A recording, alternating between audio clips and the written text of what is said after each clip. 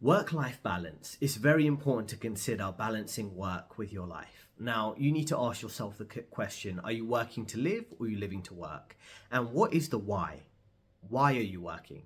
Are you working for social status? Are you working to have enough money to give you financial freedom? Are you working for simply your next promotion and the job title and the social status that comes with that?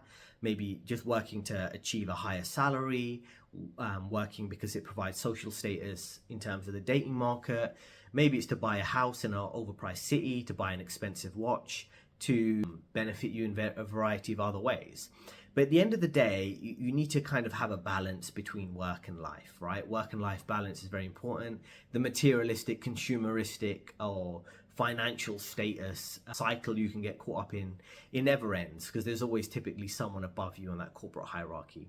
You need a balance in life to balance work with whatever else matters most to you. It could be balancing work with your health and going to the gym, practicing martial arts. It could be balancing work with your relationships, with your family life. So these are all important considerations to take into account.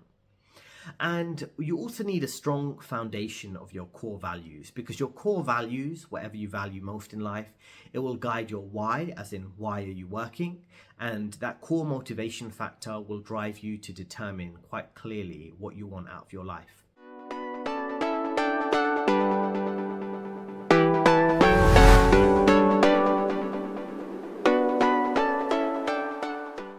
So firstly, we want to consider what are the common mistakes that people make in a new finance career and what limits their work-life balance. So you need to think about, do you want to dedicate your life to work? There's an image I should have on the screen now around Twitter and how the work culture changed there quite dramatically when Elon Musk bought Twitter. And you have people who are sleeping in the office, right? They have sleeping bags in the office to get certain work done. When I was working at Goldman Sachs for several years, they would have a gym, a canteen, prayer room, certain restrooms. They'd have obviously a social life around work with different pubs and bars and things like that. And people their entire life would revolve around work. Their friends would be at work. Their gym health routine will be at work. They'd practically be at work like 12 hours or more a day, right? And then after work to socialize, they go for drinks with co-workers. On a Friday evening, they'll meet with their co-workers and go for drinks.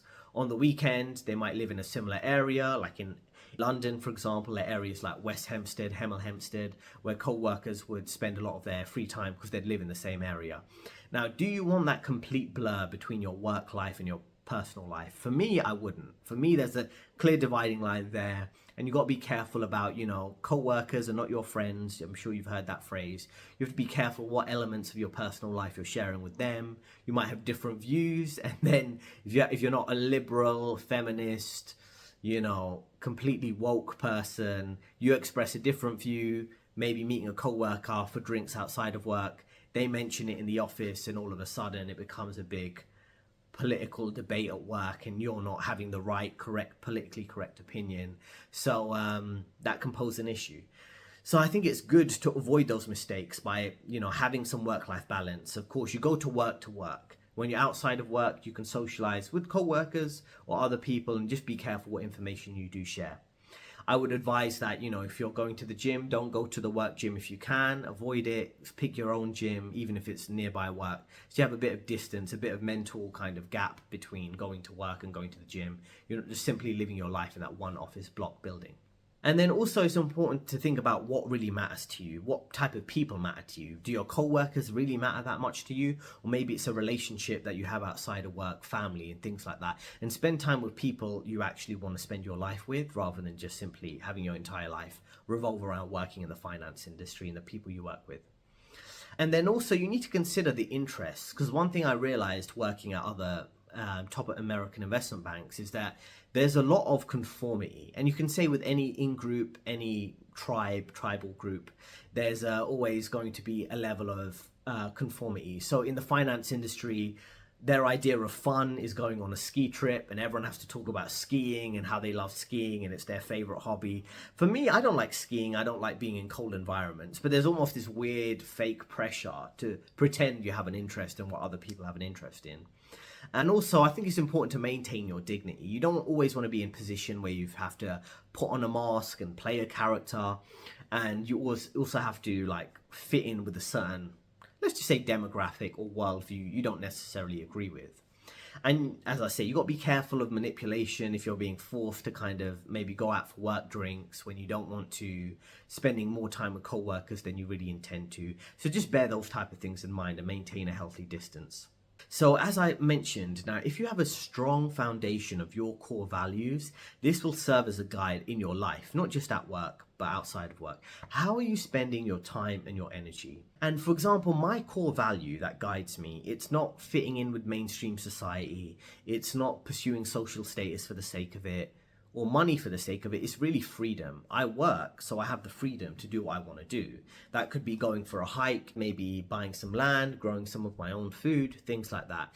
That's my core value. I'm not going to go, oh, you know, there's a social status signal I can send out by saying I want to do a skiing trip. I might as well do that. Oh, everyone else is going to the bar and drinking, so I have to do that. So it's important to have your core values aligned with you, because no one really cares about you or your best interests, only you do. So make sure you're clear on what you represent, what you believe, and have that be independent of what your company believes and what your company is telling you that whatever they say they have for you. My personal approach, now everyone has a different level of social interaction at work and how they get that work-life balance right. For me, it's like I go to work to earn an income. I be professional. I don't spend a lot of time outside of work with work colleagues, and I set clear boundaries there. And I have general high-level discussions with work colleagues, but particularly in this political environment, you don't want to say anything too controversial. You don't want to divulge too much of your personal life, because you know, you can have different opinions that might not agree with people at work, which I mentioned before, but also, unfortunately, I feel like in the work environment often, but in society in general, you're dealing with a kind of crabs in the bucket mentality, to put it nicely. So if you're doing something positive for your health outside of work, positive maybe for your finances, saving money, people for whatever reason, they want to discourage positive life changes. You know, it's a crabs in a bucket mentality I've seen in corporate environments typically. So if you're doing something for your health, they try and talk you out of that. Saving money, they'll say you should be spending more. Eating healthy, they want you to eat unhealthy. Maybe spending time in nature on a holiday, they'll kind of look down on that and say, why aren't you going to an expensive ski resort, as I mentioned a few times. So things like that, you want to maintain a healthy distance. So your core values, your core interest isn't really constantly dealing with the unnecessary negative comments that you might get at work. So healthy distance is good there for your work-life balance. And once you have these core values assigned, it guides everything else. So I know my core value is freedom to do what I want in my free time. So I set clear boundaries where I start and finish, what I do discuss at work and what I don't discuss at work. I minimize any time wasting at work so I can leave work on time. I minimize any time wasting conversations, try and keep it nice and lighthearted and get on with the work. I avoid having too many social commitments related to work. Now, just to summarize as we conclude this, it's important to avoid being too close to work in terms of your personal life. You're there to work, you're there to make money and live your life how you choose to, and you're there to climb the corporate ladder, so you be polite and friendly with co-workers. You're not there to necessarily date, to climb the social ladder, to play a social status game. And at the end of the day, a job title doesn't necessarily matter as much as the money and the freedom that you have to live your life on your terms. So I hope you found this video helpful. In the description, I have a free ebook which will help you succeed in your career. Just click on it. It's in the description. You'll find it there. And also you have 2 videos on your screen right now. Thanks for listening, and I'll see you in the next video.